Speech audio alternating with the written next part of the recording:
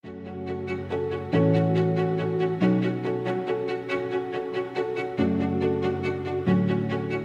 ons het maandag begin deur te sê dat soms is daar tye wat dit voel asof God net stil is of asof hy baie ver is.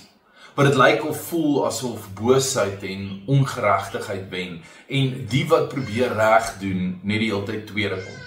Waar mense sê en doen net wat hulle wil en dan lyk dit asof daar geen gevolge daarvoor is nie.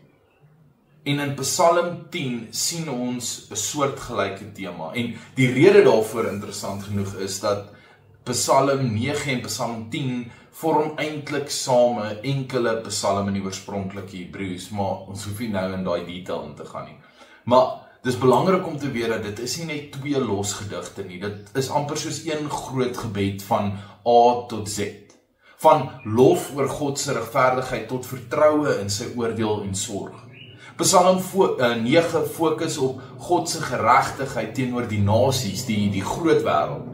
En dan in Psalm 10 skuif die lens in op God se geregtigheid teenoor die individu, die mens wat swaar kry onder daardie wêreld se onreg. So as Psalm 9 vir ons sê God regeer oor die nasies, dan sê Psalm 10 en hy sien jou. En in Psalm 10 begin dit ook daar.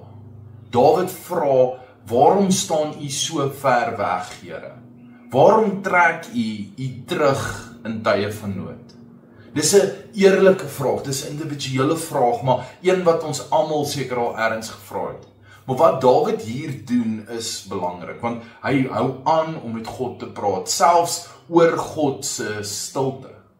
Dis geloof wat nie opgee nie, selfs wanneer daar nie dadelike antwoord is nie.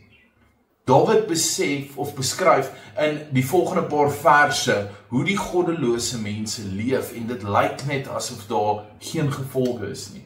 Vanaf vers 3 sê hy, die goddelose verlustig hom nou al in wat hy hoop om in die hande te kry.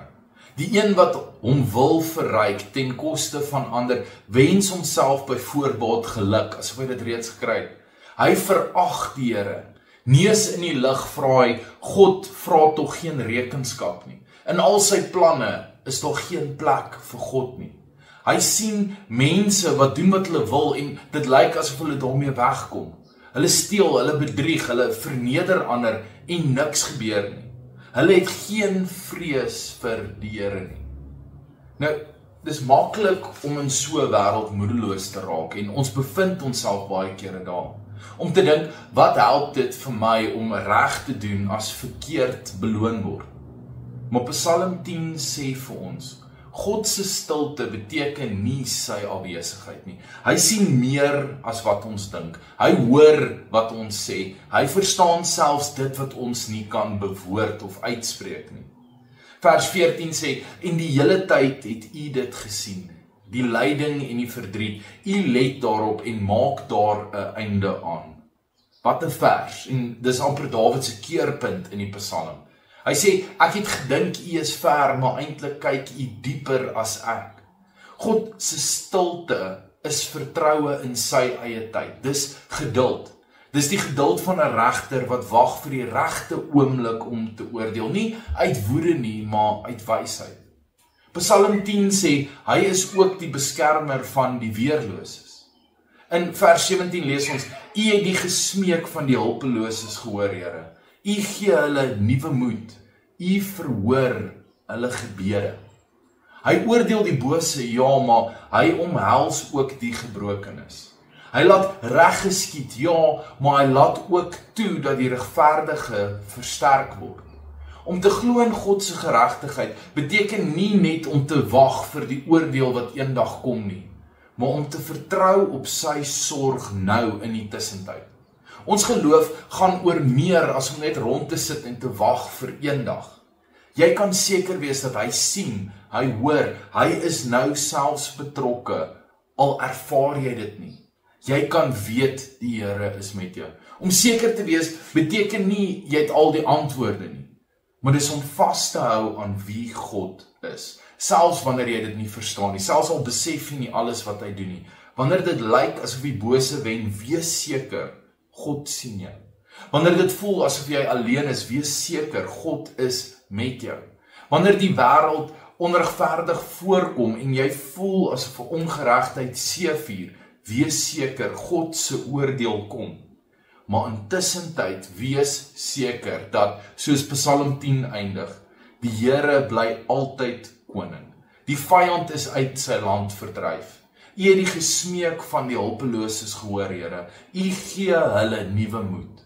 U verhoor hulle gebed. U behartig die regsaak van die weeskind en van die mense nood, sodat niemand op aarde langer in vrees hoef te lewe nie. Vers 16 tot 18. Dawid begin hierdie psalm met 'n vraag, maar hy eindig dit met hierdie standvaste sekerheid. Want wanneer jy bly bid, wanneer jy bly roep, wanneer jy bly glo, dan skuif jou fokus weg van die tragedie terug na die troon.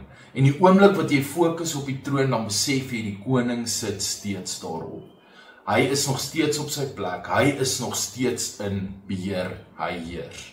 Psalm 9 het ons herinner dat ons is veronderstel om getuies te wees, vol van hoop, maar Psalm 10 sê wees seker, want die regter is daar, hy sit op sy troon. Wees seker dat God nie vergeet nie, wees seker dat hy sien, selfs wanneer die wêreld blind is teen die onreg.